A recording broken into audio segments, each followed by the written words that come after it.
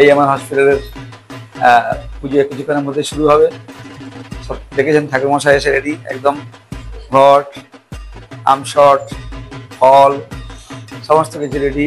আমাদের দারুণভাবে সাজানো হয়েছে হসপিটালটাকে। হ্যাঁ, যদিও আজ আউটডোর চালু আছে, পেশেন্ট পার্টিরা বাইরে ওয়েট করছে এবং এখানে টিভিতে কৃষ্ণনাম বাজছে। অন্য একটা পরিবেশ সুন্দরভাবে, আর বাইরে ঢাকের আওয়াজ শুনতে পাচ্ছেন। হ্যাঁ, যেটা বলছিলাম, পুজো মানেই কি বলুন তো, বাচ্চাদেরকে ভালো রাখতে হবে। বাচ্চাদেরই তো বেশি আনন্দ, হই হুল্লোড় ব্যাপার, এবং ওদের কাছে এটা স্মৃতি হয়ে থাকবে। কিন্তু তো আসুন আজকে আমরা মায়ের ছবি পাশে নিয়ে বলি কি করলে আপনার বাচ্চারা ভালো থাকবে এবং কি কি প্রবলেম এই পুজোর সময় ফেস করতে পারেন। এই পুজোর সময় আর আস্তে আস্তে দেখবেন একটু ভোরের দিকে ঠান্ডা আসছে, বাচ্চাদের মধ্যে সর্দি কাশি জ্বরের প্রচুর প্রাদুর্ভাব। এবং এছাড়া বাচ্চারা কি করবে বলুন তো, চারদিকে পুরো পুজো প্যান্ডেলে ঘুরে বেড়াবে, দৌড়ঝাঁপ করবে, বাড়িতে প্রচুর আত্মীয় স্বজন আসবে, তো সেখান থেকে ক্রস ইনফেকশন হতে পারে।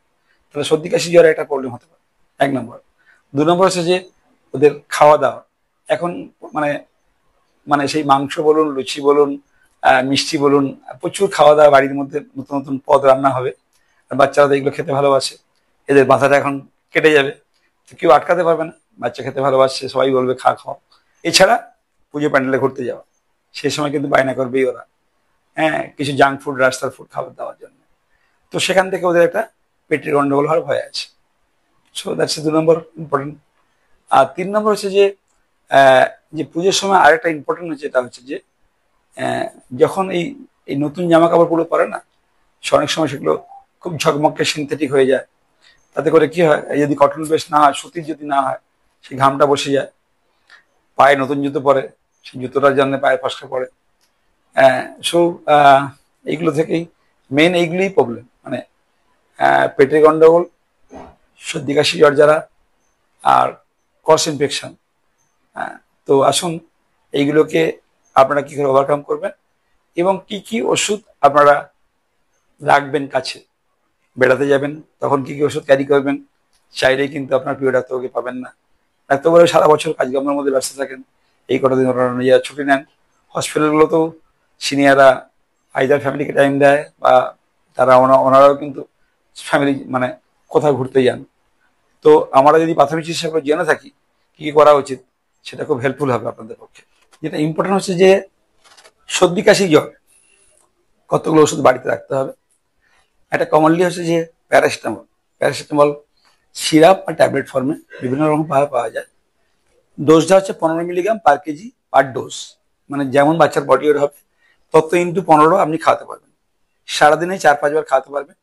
এটা গা হাত পা ব্যথা, মাথা যন্ত্রণা, সর্দি জ্বর সবেতেই কাজ করবে। এবং সর্দির জন্য যখন নাক দিয়ে নাকটা যদি ব্লক না হয়ে যায়, ন্যাসাল ড্রপ, আমরা কমনলি বলি নর্মাল সাইন ন্যাসাল ড্রপ রাখবে, যেটা দিয়ে নাকটা ওর খুলে দেওয়া যায়, যাতে করে ওর ঘুমোতে অসুবিধা না হয়। 3 নম্বর হচ্ছে যে ওআরএস। ওআরএসটা খুব কাজে লাগবে, কিন্তু শুধুমাত্র সর্দি জ্বরের জন্য নয়, যেটা বললাম পেটের গন্ডগোলের জন্য বাচ্চা বমি করতে পারে, পাতলা পায়খানা হতে পারে, সো আপনাকে ওআরএস রাখতে হবে। ওআরএস এর ডাইলুশন ছোট প্যাকেটগুলো 200 ml, বড়গুলো 1 লিটার জলে গুলে আপনি বারে বারে শিপ করে খাওয়াবেন। এতে সর্দি কাশি জ্বরের প্রাথমিক চিকিৎসা গেল। জ্বরটা যদি 3 দিনে বেশি পারসিস্ট করে, কাশিটা যদি বাড়ে, বাচ্চা যদি উপনিশ্বাসী হয়, আপনি লোকাল ডাক্তারবাবুর বা স্বাস্থ্যকেন্দ্র যেটা আছে সেখানকার হেল্প নেবেন। যাকে পাচ্ছেন আপনি, হয়তো আপনার প্রিয় ডাক্তারবাবু নাও পেতে পারেন। এবং হচ্ছে যে এরপর যেটা হচ্ছে বলছিলাম যে পেটের গন্ডগোল। এখন এই যে এত রকম খাওয়া রকম হবে, তার জন্য তো হওয়াটা স্বাভাবিক। হ্যাঁ, বাচ্চারা তো এগুলোর সাথে একষ্টম নয়, কিন্তু ওই দিন সব বাড়িতেই খাওয়া দাওয়া হবে, আপনার বাচ্চাও খাবে। তো তার জন্য যেগুলো হতে পারে, বমি হতে পারে। বমির জন্য সাধারণত ডম্পেরিডন জাতীয় সিরাপ বা অন্ডাসেপ্টা জাতীয় সিরাপ আমরা সিরাপ ফর্মে পাওয়া যায়। ছোট বাচ্চাদের 5 ml, বড় বাচ্চাদের 10 ml করে খাওয়াতে পারেন, সারাদিনে 3 বার দিতে পারেন। আর পাতলা পায়খানার জন্য যেটা বললাম ওআরএস, এবং কিছু জিঙ্ক সিরাপ বা গাট ফোড়া এগুলো রাখতে পারেন। এছাড়া যদি মনে হয় যে ওয়াটারি হচ্ছে, বাচ্চা ঝিমিয়ে যাচ্ছে, একদম রক্ত যাচ্ছে, তখন আপনাকে কিন্তু লোকাল ডাক্তার হেল্প নিতে হবে। এবং অনেক সময় ইনডাইজেশন, যেটা বদহজম আমরা বলি, দেখা যায় বমির সাথে হয়তো খুব অ্যাসিডিটি আসছে, তাহলে আপনি কিন্তু, যদি আমি বলেছিলাম যে রুটিনলি অ্যান্টাসিড ইউজ করা বারণ নয়, এখানে কিন্তু আমরা অকেশনালি একটা ডোজ দুটো দিতে পারেন। হ্যাঁ, মানে পিপিআই মানে প্যান্টোপ্রাজল বা এই ধরনের ওষুধগুলো, ওমেপ্রাজল, বা আপনি নাইট্রিন জাতীয় ওষুধগুলো বাচ্চাকে একটা এসএস ডোজ হিসেবে দিতে পারেন, প্রাথমিক চিকিৎসা হিসেবে। এটা কিন্তু বাসা প্রাথমিক চিকিৎসা, মনে রাখবেন। আপনি পুরো চিকিৎসার দায়িত্ব তুলে নেবেন না, মানে যাতে বাচ্চাটা এই পুজো কদিন একটু সুস্থ থাকে।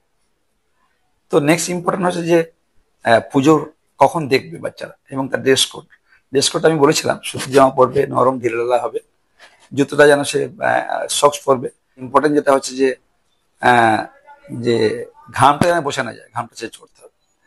আর ওদেরকে দেখবেন, চেষ্টা করবেন বাচ্চাদেরকে অত্যধিক ভিড়েতে না নিয়ে যেতে, দিনের বেলা ঠাকুরগুলো দেখে নিতে। বেশি রাত জাগাবেন না, তাড়াতাড়ি ওদেরকে মানে early to bed early to rise করবেন। বরং সকালবেলা ঠাকুর দেখাটা খুব সোজা। আমি কিন্তু পার্সোনালি মর্নিং এ ঠাকুর দেখি, জানেন তো। রাত্রেবেলা ওই সারাদিন ওই ভিড়ের মধ্যে ঠাকুর দেখি না।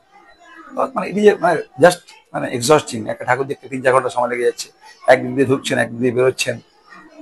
যদি কখনো কাছাকাছি প্যান্ডেলের মধ্যে যান, তো বাচ্চার খাবার দাবার, বাচ্চার জল, বাচ্চার ন্যাপি, এগুলো কমনলি জিনিসগুলো আপনার সাথে রাখবেন। সো আসুন, প্রত্যেকের পুজোটা খুব সুন্দর ভালোভাবে কাটুক। মা আসছেন, মায়ের আশীর্বাদ সবাই যেন পায়। তো আপনারা ভালো থাকলে আমরা ভালো থাকবো।